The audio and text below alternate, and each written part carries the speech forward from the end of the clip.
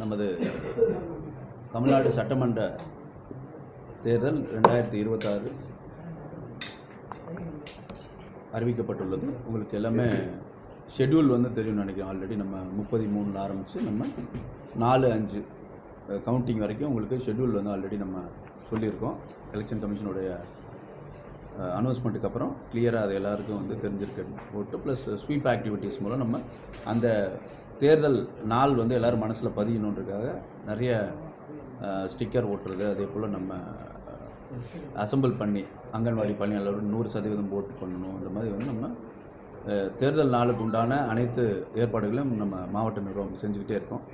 அது நம்ம மாவட்டத்தை பொறுத்த வரைக்கும் உங்களுக்கு இன்னைய தேதியில் இருக்க வாக்காளர்கள் வந்து 12,57,047 1257047 ஓட்டர்ஸ் அசான் டேட் நம்ம மாவட்டத்தில் இருக்காங்க. ஸோ நம்மளுடைய வாக்குச்சாவடிகள் எண்ணிக்கை வந்து 1678. ஸோ அது கான்ஸ்டண்ட்டாக இருக்குது, அதில் ஒன்றும் வேரியேஷன் இல்லை.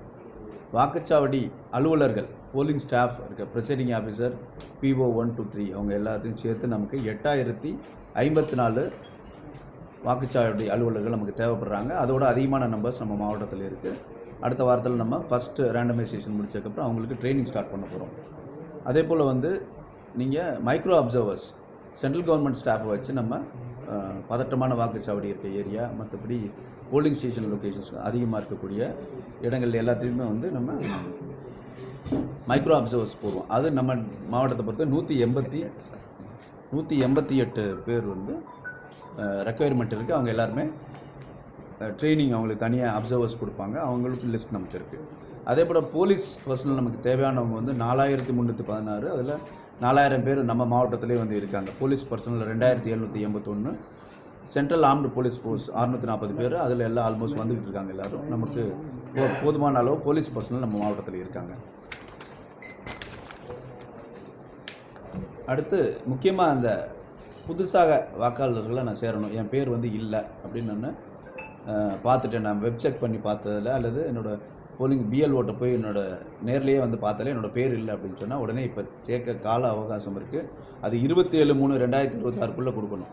ஏன்னா லாஸ்ட் டேட் ஆஃப் நாமினேஷன் வரைக்கும் பேர் சேர்க்கப்படும்னா அதில் ஒரு வாரம் வந்து நோட்டீஸ் பீரியடு, அதில் 3 நாள் வந்து ப்ராசஸிங் டைமோடு சேர்த்து நம்ம 27/3 எல்லோரும் இன்னும் விடுபட்டவங்க இப்போ உடனடியாக செக் பண்ணிவிட்டு சேர்க்கணும். அதை ஒரு அப்பீலாக வச்சுக்கிற எல்லோரும் நம்ம மாவட்டத்தில் ஒருத்தர் கூட விடுபடாமல் அவங்களுடைய இப்போ ரீசெண்டாக மாறி இருக்காங்க, இல்லை ரீசெண்டாக மேரேஜ் ஆகி வந்திருக்காங்க, படிக்க போயிட்டு முடிச்சுட்டு வந்துட்டாங்க, இந்த மாதிரி வேரியஸ் ரீசன்ஸ் வந்து மாறி இருப்பாங்க. அவங்க எல்லாத்துக்கும் நீங்கள் வந்து அவர் ஊடக நண்பர்கள் இந்த மெசேஜை கொண்டு போய் சேர்க்கணும். அப்போ தான் அவங்க எல்லாருமே 100% நம்ம மாவட்டத்தில் ஓட்டர் லிஸ்ட்டில் இருந்தால் தான் ஓட்டு போட விடுவாங்க.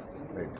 ஸோ அதை சொல்லணும். அதே போல் அடுத்து வந்து நமக்கு தேவையான EVMs, ballot unit, control unit, VVPAT பொறுத்த வரைக்கும் நமக்கு இருப்பில் வந்து 2195 இருக்குது கண்ட்ரோல் யூனிட்டு, பேலட் யூனிட் வந்து 4056 இருக்குது, VVPAT வந்து 2836 இருக்குது.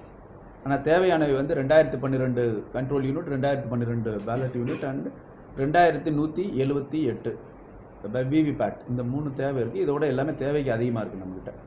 ஸோ அதனால் அது வந்து ரேண்டமைசேஷன், அந்த EVMஸ்க்கு உண்டான ஃபஸ்ட் ரேண்டமைசேஷன் 23 வந்து நம்ம ஃபிக்ஸ் பண்ணியிருக்கோம், 23/3.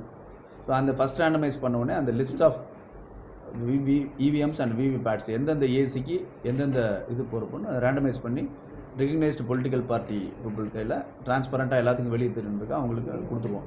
ஸோ அதுக்கப்புறம் கேண்டிடேட் வந்து ஃபைனலைஸ் ஆனதுக்கப்புறம் அவங்களுக்கும் அந்த லிஸ்ட்டை கொடுத்துருவோம். ஸோ அதை வச்சுட்டு அவங்க ட்ராக் பண்ணிக்கலாம், நாளைக்கு நம்ம ஏசிக்கு அலர்ட் பண்ண மெசேஜ் தான் வருதான்னு.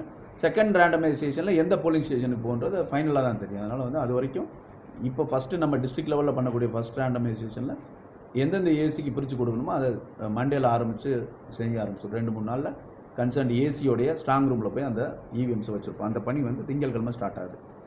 அதே போல் வந்து நடத்தை விதிகள் அமலுக்கு வந்தது எப்போ, இமீடியட்லி ஆஃப்டர் அனௌன்ஸ்மெண்ட் 15ஆம் நமக்கு அனௌன்ஸ்மெண்ட் வந்துச்சு. வந்தவுடனே ஈவினிங் நம்ம டீம்ஸ் எல்லாம் flying squad, static surveillance team, video surveillance team, video viewing team, accounting team எல்லாத்தையும் வந்து நம்ம அந்த டீமை ஆக்டிவேட் பண்ணி அவங்க கன்சர்ன்ட் ROஸ்ட்டை கொடுத்துட்டோம். அந்த ரிட்டர்னிங் ஆஃபீஸர்ஸ் வந்து அவங்க டெய்லி இந்த பறக்கும் படையோட ஆக்டிவிட்டீஸை கண்காணிச்சிட்ருக்காங்க.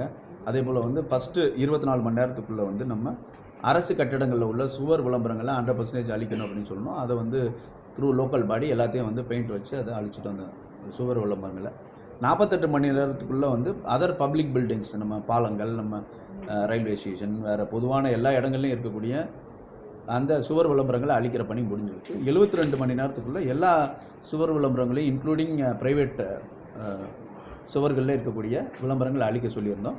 ஆனால் அதே இது வந்து நகர்பகுதிகளில் எந்த விளம்பரம் செய்யவும் அனுமதி கிடையாது. நம்மள ஒரு கார்ப்பரேஷன், 3 முனிசிபாலிட்டி, 17 டவுன் பஞ்சாயத்து இருக்குது. இந்த அர்பன் லோக்கல் பாடிஸில் நீங்கள் எங்கேயுமே சுவர் விளம்பரம் பண்ணக்கூடாது. ரூரல் லோக்கல் பாடியில், வில்லேஜ் பஞ்சாயத்தில் consent of the owner first வாங்கணும். வாங்கிட்டால் வந்து அவங்க விளம்பரம் பண்ணலாம். ஸோ அது சுவிதா ஆப்பில் நீங்கள் அப்ளை பண்ணி நீங்கள் வாங்கிக்க அப்படின்னு சொல்லியிருக்கோம். சில கட்சிகள் வந்து முன்னாடியே கேண்டிடேட் அனௌன்ஸ் பண்ணாங்க. சில பேர் வந்து முன்னாடியே அந்த ஓனரோட கன்சென்ட்டோடு பண்ணியிருக்காங்க. அந்த லிஸ்ட்டை ஆர்ஓவோட ஷேர் பண்ணி எந்த பிரச்சனையும் இல்லாமல் அதை நீங்கள் ரெகுலரைஸ் பண்ணிக்கோங்க, அதுக்கு பர்மிஷன் வாங்கிக்கோங்கன்னு சொல்லியிருக்கோம். ஏற்கனவே 2 மீட்டிங் நம்ம ரெகக்னைஸ்டு பொலிட்டிக்கல் பார்ட்டியோட நடத்தியிருக்கோம். ஸோ அவங்களுக்கு இந்த அட்வைஸ் எல்லாம் வழங்கியிருக்கோம். அதே போல் ஏற்கனவே இருக்க ஸ்கீம்ஸ் வந்து தொடர்ந்து வந்து நடைபெறும். அதில் ஒன்றும் யாரும் தடை பண்ணதோட புதிய திட்டங்கள் தான் எதுவுமே பண்ண மாட்டாங்க, பண்ணக்கூடாது. அது இது வரைக்கும் நம்ம மாவட்டத்தில் அந்த மாதிரி எதுவும் நடக்கலை. அதே போல் வந்து நீங்கள் உரிமம், படைக்கலங்கள், வெப்பன்ஸ் யார் யூஸ் பண்ணணும்னு நமக்கு அட்வைசரி கொடுத்துருக்கோம். எக்ஸம்ஷன் கமிட்டி, நான், எஸ்பி அண்ட் சிஓபி தலைமையில் வந்து யார் வந்து எக்ஸம்டட் பர்சன்ஸாக அவங்க மட்டும்தான் யூஸ் பண்ணணும். யூஸ்ஃபுல்லாக நம்ம பேங்க்கில் உள்ள ஏடிஎம் உண்டான அந்த செக்யூரிட்டிஸு, ஸ்போர்ட்ஸ் பர்சன்ஸ், இந்த மாதிரி ஸ்பெசிஃபிக்கான ஆளுகளுக்கு மட்டும் எக்ஸம்ஷன் கொடுப்போம். மற்ற எல்லாருக்கும் வந்து அவங்க டெபாசிட் பண்ணணும்னு அட்வைஸ் பண்ணியிருக்கோம். அதே போல் வந்து பார் லைசன்ஸ் எல்லாம் புதுசாக வழங்க மாட்டாங்க, அந்த க்ளோஸாக வாட்ச் பண்ணுவாங்க பாரோட ஆக்டிவிட்டியெல்லாம். அதே போல் வந்து section 127A of RB act 1951 படி நீங்கள் இனிமேல் எந்த விளம்பரம், பிரசுரங்கள், ப்ரெஸ் அண்ட் மீடியாவில் என்ன இது பண்ணாலும் சரி, முக்கியமாக பிரிண்ட் மீடியாவில் நீங்கள் பண்ணுற எல்லா விளம்பரத்துக்கும் கீழே வந்து யார் வந்து பிரிண்டர் அப்படின்ற இது வந்து ப்ராமினெண்ட்டாக டிஸ்பிளே பண்ணியிருக்கணும். அதே போல் வந்து மற்ற எல்லா பப்ளிஷ் பண்ணுற எல்லாமே எம்சிஎம்சி கமிட்டி, நம்ம பிஆர்ஓ தலைமையில் இங்கே ஒரு இது வச்சுருக்கோம். நம்ம media certification and monitoring committee நம்ம கலெக்டரேட்டில் கிரவுண்ட் ஃப்ளோரில் இருக்கும், உங்கள் எல்லாத்துக்கும் தெரிஞ்சது. ஸோ அவங்கள்ட்ட கண்டென்ட்டை நீங்கள் வெட் பண்ணணும். வெட் பண்ணதுக்கப்புறம் தான் வந்து நீங்கள் பப்ளிஷ் பண்ண முடியும். அதே போல் நம்ம மாவட்டத்தில் உள்ள திருமண மண்டபங்கள் மற்றும் கூட்ட அரங்குகள், கம்யூனிட்டி ஹால் ஓனர்ஸ் எல்லாத்துக்கும் கூப்பிட்டு என்ன விழா நீங்கள் நடத்தினாலும் எங்களுக்கு இன்டிமேஷன் கொடுக்கணும், அதோட பத்திரிகையெல்லாம் கொடுக்கணும் அப்படின்னு சொல்லி நாங்கள் கேட்டிருக்கோம். அது ஏதாச்சும் விழா நடத்துகிறன்ற பேரில் வந்து நம்ம அந்த போர்வையில் நம்ம ஏதாச்சும் வாக்காளர்களுக்கு பணம் கொடுப்பதோ அல்லது ஃப்ரீபீஸ், அவங்களுக்கு எதாவது பரிசு பொருட்கள் கொடுப்பதோ மானிட்டர் பண்ணுறக்க அந்த இது செய்கிறோம். அதெல்லாம் அவங்க செய்ய தவறுனால் அவங்க மேலே நடவடிக்கை எடுக்கப்படும் அப்படின்னு சொல்லி நம்ம சொல்லியிருக்கோம். ஸோ அதனால் அவங்கெல்லாம் கம்ப்ளைண்ட் பண்ணுறாங்க. ரிட்டர்னிங் ஆஃபீஸர்ஸ்க்கு அவங்க தான் ப்ராப்பராக